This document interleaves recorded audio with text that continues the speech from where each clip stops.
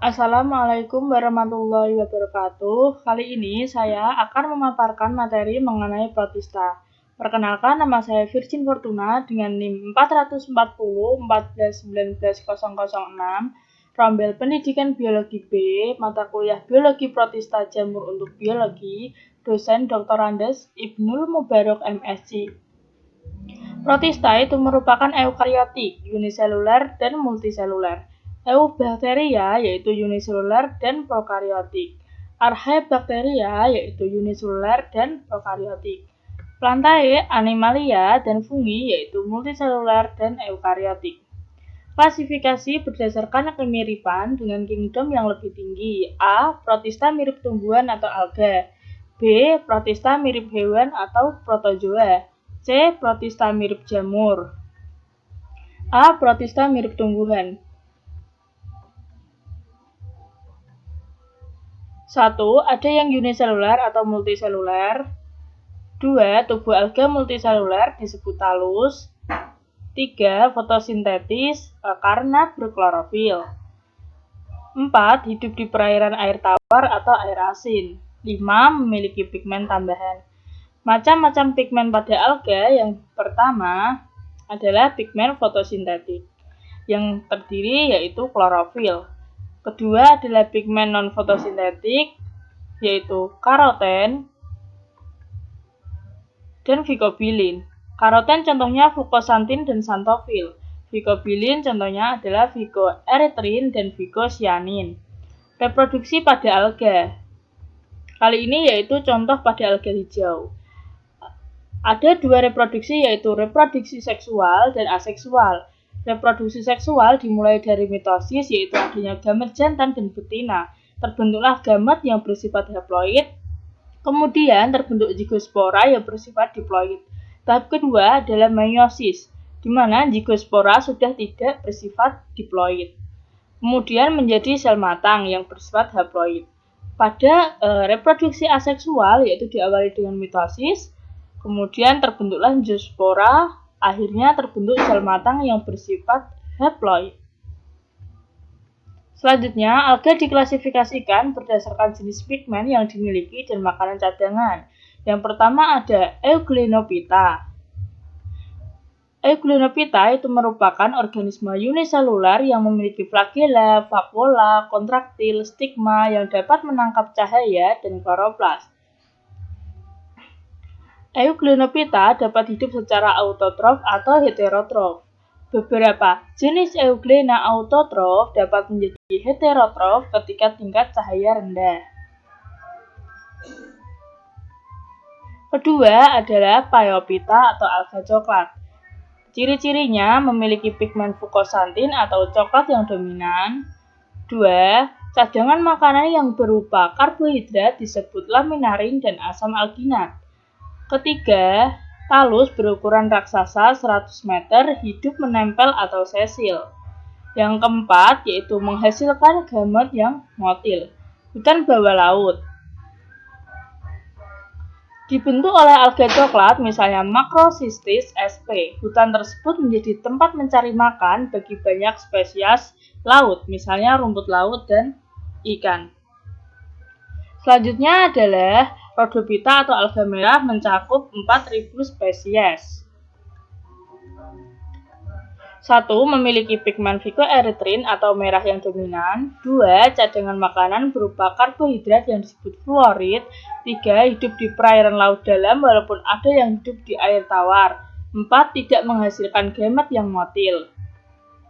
Peranan alga merah. Yang pertama, nilai komersial menghasilkan asam alginat yang digunakan dalam es krim, jelly, sirup, dan roti. 2. Digunakan dalam produksi lotion, pasta gigi, dan gel farmasi. Ketiga, agar-agar untuk makanan. Yang keempat, agar-agar untuk media kultur bakteri dan untuk kepentingan riset. Yang keempat adalah Chrysophyta atau alga keemasan. 1. Ciri-cirinya yaitu pigmen dominan adalah xanthofil. 2. Tubuh berbentuk talus atau multiseluler walaupun ada yang uniseluler. 3. Habitat di air tawar dan air laut. 4. Berperan sebagai plankton di perairan. Selanjutnya yang kelima adalah Bacillariophyta atau diatom. Ciri-cirinya, 1. Memiliki pigmen yang beragam. 2. Umumnya uniseluler walaupun ada yang berkoloni. 3. Sel tersusun atas 2 bagian. Bagian atas disebut epiteka dan bagian bawah disebut hipotika. Yang keempat, reproduksi secara seksual dan aseksual. Yang kelima, habitat di air tawar, laut, atau tempat lembab yang berperan sebagai plankton. Ini contoh dari struktur tubuh diatom. Bisa dipahami masing-masing ya dari strukturnya. Selanjutnya reproduksi pada diatom. Itu ada 2, yaitu aseksual dan seksual. Aseksual dimulai dari pematangan sel yang kemudian bermitosis, dan mitosis menghasilkan sifat yang diploid. Kemudian untuk seksual ya itu ada meiosis, di mana nanti menghasilkan gamet yang bersifat haploid. Kemudian mengalami singami, zigot kemudian bersifat diploid yang mengalami pertumbuhan menjadi sel yang matang. Selanjutnya yang keenam adalah Pyrrhophyta atau Dinoflagellata. Beberapa Dinoflagellata ditutup oleh membran sel, sedangkan yang lainnya ada yang ditutupi oleh dinding selulosa. Walaupun beberapa jenis Dinoflagellata hidup di air tawar, umumnya Dinoflagellata hidup di lautan. Contohnya Ceratium sp. Yang ketujuh ada Chlorophyta atau alga hijau. 1. Kelompok alga yang memiliki anggota paling banyak. 2. Memiliki pigmen dominan klorofil A dan B. 3. Umumnya ditemukan di perairan air laut ataupun tawar. 4. Dapat juga ditemukan pada batuan, tumbuhan, ataupun tanah lembab. Protista mirip hewan, yaitu yang pertama, kita memiliki ciri umum ya. Jadi ada protista mirip hewan, itu ada ciri umumnya. Yang pertama, itu ada eukariot, uniseluler, heterotrof, memiliki alat gerak. 2. Hidup pada air atau tubuh hewan. Yang ketiga, berdasarkan alat gerak yang dimiliki yaitu ciliata, rhizopoda, flagellata, dan sporozoa. Untuk yang pertama itu ada ciri umum ciliata. Yang pertama menggunakan cilia sebagai alat gerak. 2. Memiliki 2 nukleus yaitu makronukleus dan mikronukleus. 3. Mikronukleus terlibat dalam reproduksi seksual. 4. Reproduksi secara aseksual melalui pembelahan sel, sedangkan reproduksi seksual dengan konjugasi. Kemudian reproduksi pada ciliata. Ada 2 tahap yaitu meiosis dan singami. Berikut gambarnya. Awalnya itu berasal dari makronukleus dan mikronukleus. Yang mengalami meiosis terbentuklah makronukleus haploid. Kemudian mengalami peristiwa singami, terbentuklah makronukleus diploid.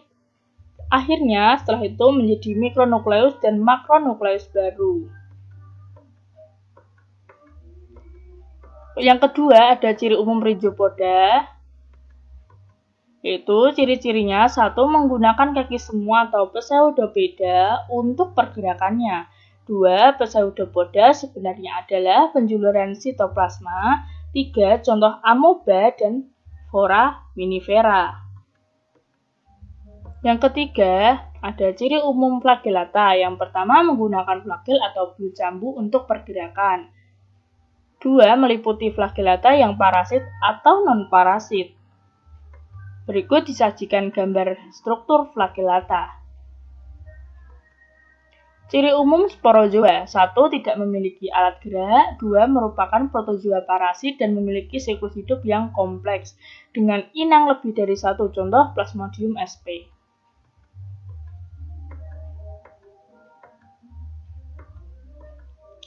Selanjutnya daur hidup Plasmodium sp. Di dalam tubuh, ya ini sebenarnya daur hidup Plasmodium ada 2, yaitu fase di dalam tubuh nyamuk, yaitu fase sporogoni. Di dalam tubuh nyamuk ini terlihat Plasmodium melakukan reproduksi secara seksual.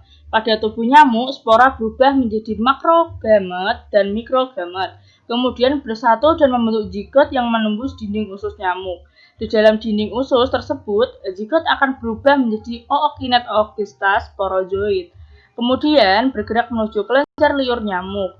Sporozoid ini akan menghasilkan spora seksual yang akan masuk dalam tubuh manusia melalui gigitan nyamuk. Yang fase di dalam tubuh manusia atau fase skizogoni. Setelah tubuh manusia terkena gigitan nyamuk malaria, sporozoid masuk dalam darah manusia dan menuju ke sel-sel hati. Di dalam hati ini, sporozoid akan membelah dan membentuk merozoid. Akibatnya, sel-sel hati banyak yang rusak. Selanjutnya, merozoid akan menyerang atau menginfeksi eritrosit. Di dalam eritrosit, merozoid akan membelah diri dan menghasilkan lebih banyak merozoid. Dengan demikian, ia akan menyerang atau menginfeksi pada eritrosit lainnya yang menyebabkan eritrosit menjadi rusak, pecah, dan mengeluarkan merozoid baru. Selanjutnya yaitu yang ke-C, yaitu protista mirip jamur. Ciri-cirinya heterotrof, saprofit, atau parasit. 2. Menghasilkan spora yang motil. Contoh yang pertama itu ada mycomycota atau jamur lendir. Cirinya heterotrof, saprofit. 2. Menghasilkan spora yang motil. 3. Memiliki 2 fase kehidupan yaitu vegetatif dan generatif. Berikut struktur jamur lendir. Selanjutnya adalah Acrasiomycota. Yang pertama, Acrasiomycota merupakan individu utuh yang dipisahkan oleh membran, terutama pada saat membentuk agregat di salah satu tahap siklus hidupnya. 2. Acrasiomycota merupakan organisme haploid. 3. Acrasiomycota memiliki tubuh buah yang berfungsi sebagai alat reproduksi, aseksual, umumnya tidak memiliki fase berflagel. Selanjutnya yang kedua adalah Oomycota atau jamur air. Cirinya 1. Heterotrof, saprofit atau parasit. 2. Menghasilkan spora yang motil. Ini ada struktur dari jamur air. Selanjutnya adalah peranan protista. Ada peran protista yang merugikan. Yang pertama, anggota protista ada yang merugikan. Contohnya pada protozoa, sebagian besar anggota protozoa merupakan patogen pada manusia dan hewan, contohnya filum Rhizopoda. Entamoeba dysenteriae penyebab disenteri. Entamoeba histolytica yang menyebabkan amebiasis. Trichomonas vaginalis yang menyebabkan penyakit kelamin pada wanita. Leishmania tropica penyebab penyakit kulit. Trypanosoma gambiens penyebab penyakit tidur. Selanjutnya, peran protista yang menguntungkan. Protista ada yang menguntungkan, umumnya dari kelompok alga. Sebagai protista yang mirip tumbuhan, alga merupakan produsen bagi organisme lain di suatu ekosistem, khususnya di ekosistem perairan. Selain itu, alga juga memiliki peran yang bermanfaat bagi organisme lain, sebagai bahan pangan, bahan obat-obatan, dan bahan dasar kosmetika. Pada praktikum kali ini, tujuan yang diperoleh yaitu 1. Untuk mengetahui protista yang dapat ditemukan di dalam air kolam, air comberan, dan air rendaman jerami. 2. Untuk mengetahui struktur tubuh dari protista tersebut. Untuk alatnya itu ada mikroskop, kaca benda dan kaca penutup, mangkok plastik, kapas, pipet.